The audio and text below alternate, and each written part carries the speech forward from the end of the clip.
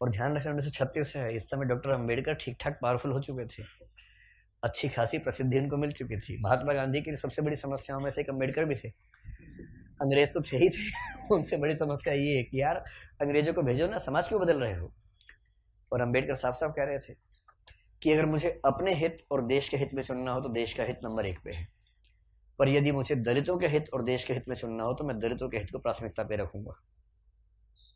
क्योंकि अगर अंग्रेज चले गए ऐसे ही तो यहां के सवर्ण हमें छोड़ेंगे नहीं, और दलितों की पराधीनता अंग्रेजों के आने से पहले ज्यादा थी, अंग्रेजों की उपस्थिति के समय कम पराधीनता थी।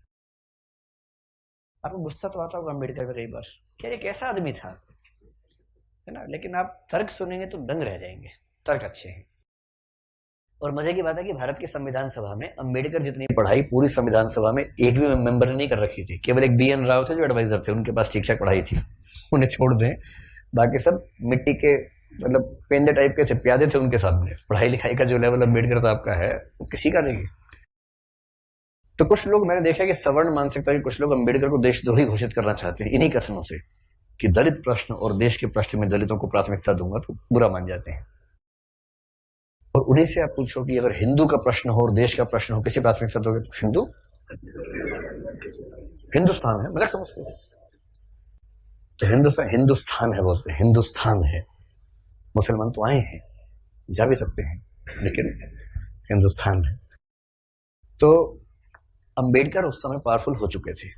और अंबेडकर को मैं तो बड़ा सलाम करता हूं इस सेंस में, आमतौर पर वंचित वर्ग में जब कोई पढ़ लिख लेता है ना, अपने वर्ग से कन्नी काट लेता है। रिजर्वेशन का सबसे बड़ा दुख ये है, रिजर्वेशन का सुख ये है कि वंचित वर्गों के लोग आने लगे हैं सत्ता में, और जैसे ही एक गांव से एक बच्चा दलित बच्चा IAS बनता है ना, पूरा गांव IAS बन जाता है। आरक्षण के वित्तीय लाभ केवल उस व्यक्ति को मिलते हैं जिसको आरक्षण मिला है, पर सामाजिक राजनीतिक लाभ पूरे गांव, पूरे कुनबे, पूरे कस्बे, पूरे शहर को मिलते हैं। कि हमारे गांव का चंदू IAS बना है, और चंदू वर्ग में मान लीजिए SC ST में आता है, उस दलित जाति के उस गांव के और आसपास के 100 गांव के सब व्यक्तियों के पास कॉन्फिडेंस आ जाता है। कुछ बिगड़ा, चंदू को फोन लगा दिया, चंदू ए चंदू बिटवा देखिए जरा। अब पुलिस वाले ने रोका, लाइसेंस के लिए, रुको रुको बात करवाते हैं, ऐसे करके कह रहे किसको फोन करो, चंदू को फोन करो। तो छोड़ दो कोई बात नहीं, आप जाओ जाओ, आप गाड़ी कैसे भी ले जाओ, सिर के ऊपर रख के ले जाओ, कोई बात नहीं, हम कुछ नहीं बोलेंगे। कॉन्फिडेंस लेवल बढ़ जाता है। एक रिजर्वेशन का फायदा ये होता है, आर्थिक फायदा नहीं होता, रिजर्वेशन आर्थिक मामला नहीं है, वो सामाजिक राजनीतिक समतलीकरण का मामला है, उसमें उसको देखना है। और अम्बेडकर ने, आजकल क्या होता है कि जो बच्चा IAS बनता है सबसे पहले कोशिश करता है कि उसकी जाति किसी को पता ना लगे कि वो रिजर्वेशन में है। और बहुत सारे लोग SC ST या OBC से रिजर्वेशन का लाभ लेकर अगर IAS बनते हैं तो कोशिश करते हैं कि शादी जैसे सवर्ण समाज में हो, क्योंकि IAS खुद एक जाति है, उस जाति में शादी कहीं भी हो सकती है, वहां जाति प्रथा बीच में नहीं आती है। ऐसे IPS भी एक जाति है जो IAS से नीचे ही जाती है, लेकिन ठीक ठाक जाती है, वो भी अपने आप में ठीक ठाक जाती है। जैसे IAS पति IPS पत्नी, लोग कहेंगे हाँ ठीक है, IPS पति IAS पत्नी, तो लोग कहते हैं अच्छा चलो कोई बात नहीं ठीक है फिर इस तरह से मैनेज करते हैं, क्योंकि IPS नीची जाती है, IAS थोड़ी ऊंची जाती है, और IRS और बाकी सब तो बहुत ही नीची जाती हैं। और उसमें जो ग्रुप भी है वो तो शूद्र टाइप के माने जाएंगे कि ये तो बहुत ही नीचे के लोग हैं।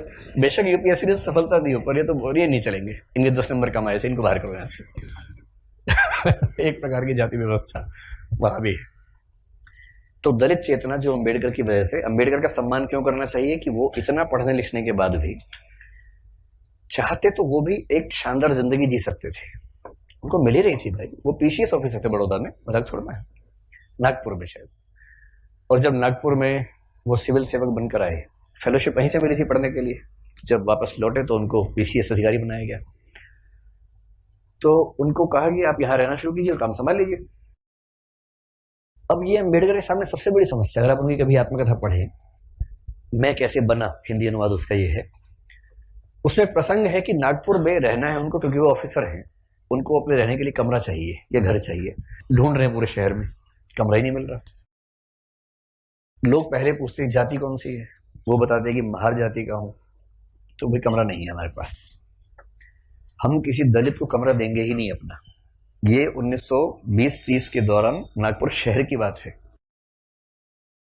फिर वो कह रहे कि कई कमरे खारिज होते गए होते गए होते गए, एक और घर में गए, एक कोई दूसरा ऑफिसर था, वो दिखा रहा था, दोस्त के रूप में हेल्प कर रहा था।